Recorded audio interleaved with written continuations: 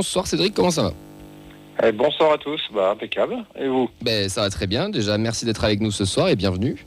Écoute, merci, c'est un plaisir. Et on te reçoit donc pour parler du nouveau livre Le Grand Frisson, donc du TFC 2024. Bon, déjà, avant qu'on commence, est-ce que tu peux te présenter ou te représenter pour ceux qui ne connaissent pas encore ? Moi, Cédric Granel, supporter du TFC depuis très très longtemps, une bonne trentaine d'années. Et je travaille à Canal+, je m'occupe des statistiques de Canal+, et c'est comme ça que m'est venue l'envie de faire des stats avec le compte TFC Database et ensuite d'écrire des livres à travers des stats sur le TFC. Voilà, c'est ma passion et mon métier qui m'ont permis de venir à ça. T'as joint l'utile à l'agréable, quoi. Exactement. Donc déjà, le compte TFC Database nous fournit toujours plein de statistiques ultra intéressantes, assez journalières, on va dire. Mais là, on a encore un livre qui nous retrace la saison. C'est le 3e, donc c'est de la trilogie. Il y a eu un premier livre qui parlait de la montée en Ligue 2, bien sûr, du titre de la... En Ligue 1, pardon, du titre de Ligue 2, montée en Ligue 1. Le titre de Coupe de France. Et là, de l'Europe et de cette saison, toujours à peu près dans la même configuration. Par rapport à ces 3 livres... c'est lequel ton préféré, tiens ? C'est dur à dire. J'irais peut-être aller sur le 2e malgré tout parce qu'il y a eu le titre au bout et que c'est des émotions fortes qu'on a eues et donc le plaisir de l'écrire était intense. Et puis en plus c'est celui où j'ai pris le plus de temps pour l'écrire. Comparé aux 2 autres où j'ai écrit un peu plus vite, donc j'ai plus eu le temps de le savourer, on va dire. Donc on va dire ça comme ça, plutôt le 2e, pour ces 2 raisons. Ce qui est intéressant surtout, c'est ce qu'on disait tout à l'heure en off, c'est que des livres sur le TEF, il n'y en a pas beaucoup ou peu. Moi j'ai le souvenir avant que tu sortes tes livres, que les derniers livres un peu du style, ça datait depuis les années 80-90, et c'est vrai que soit pour les anciens ou pour les nouveaux, d'avoir quelque chose, d'avoir un support qui nous rappelle, qui va te garder. Enfin, les réseaux sociaux, c'est sympa, une story, un tweet, un machin, mais c'est éphémère, ça reste pas. Ça, c'est dans la bibliothèque, c'est gravé à jamais. Et dans 10, 20, 40, 30 ans, on pourra le ressortir et se rappeler, se dire, ah là là, c'est vrai qu'on a battu Liverpool, ça y est, quoi.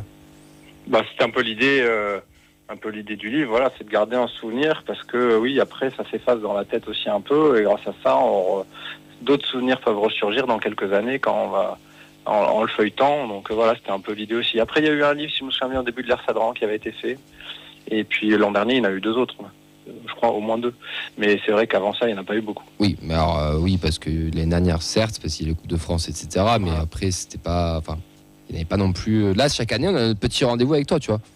C'est le but, tant que j'ai du temps disponible pour pouvoir le faire, je le ferai. Après, voilà, c'est fait sur mon temps libre, donc voilà, ça dépend surtout de ça. Mais sinon, l'envie est toujours là et si je peux continuer ça un moment, je le ferai.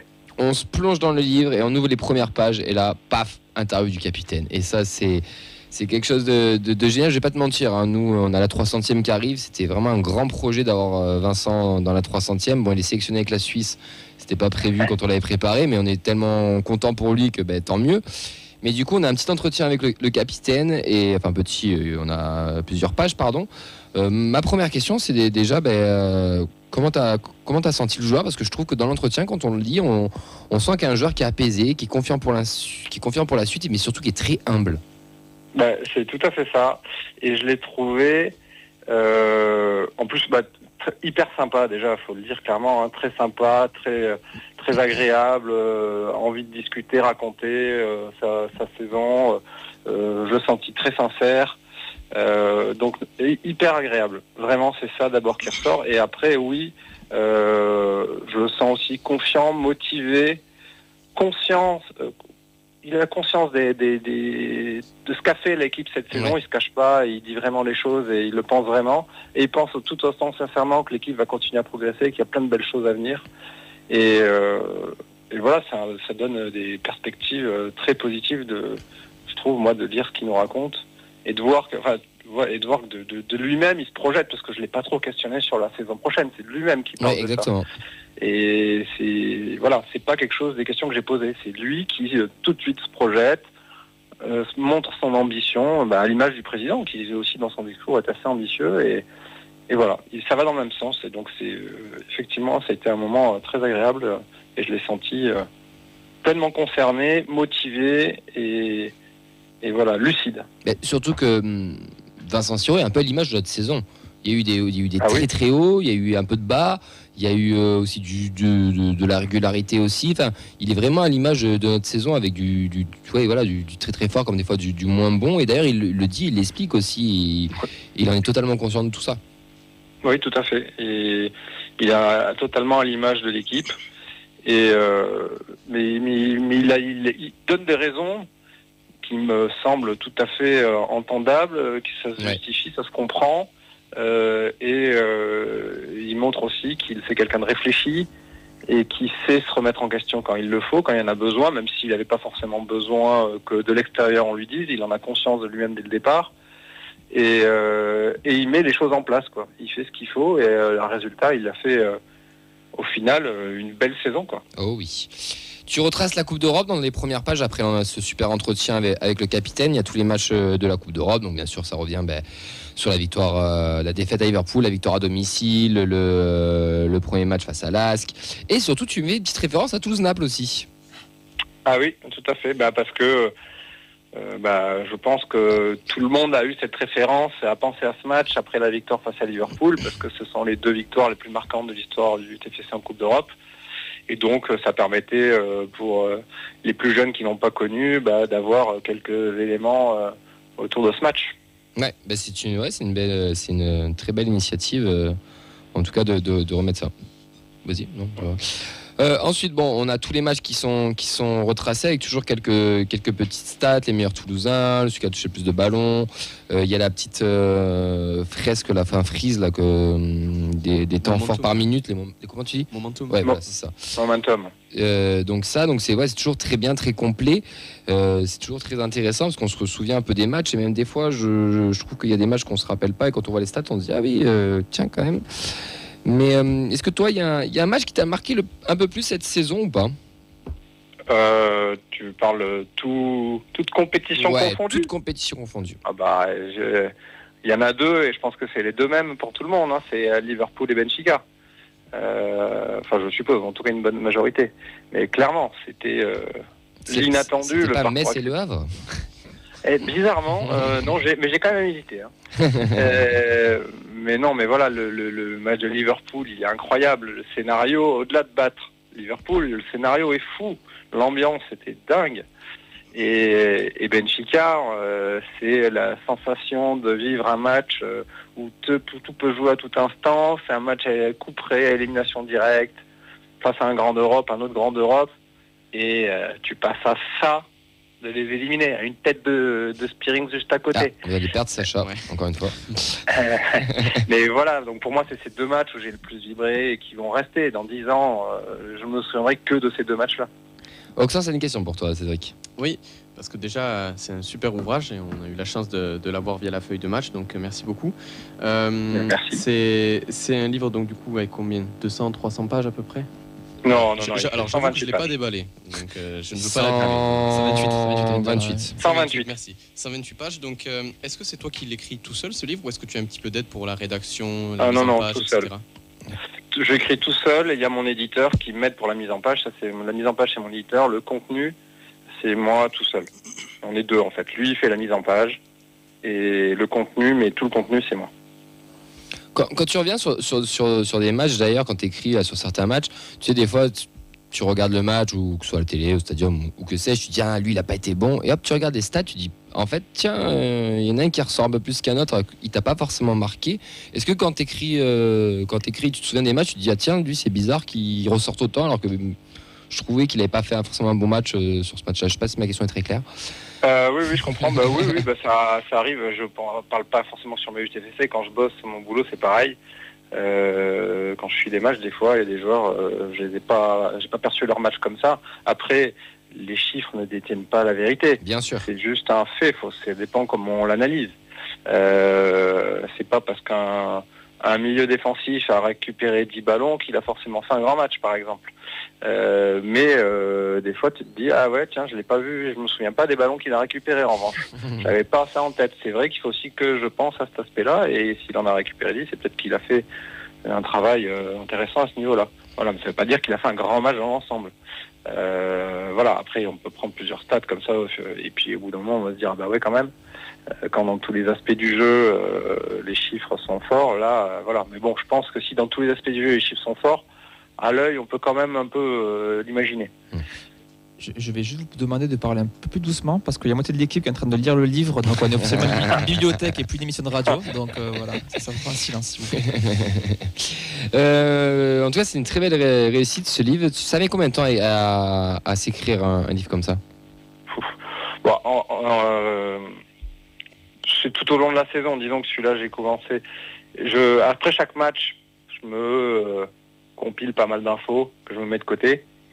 Pour après, quand je me mets vraiment à le rédiger, j'ai plus besoin de faire un travail de recherche, plus qu'un travail de mise en forme, de rédaction, etc.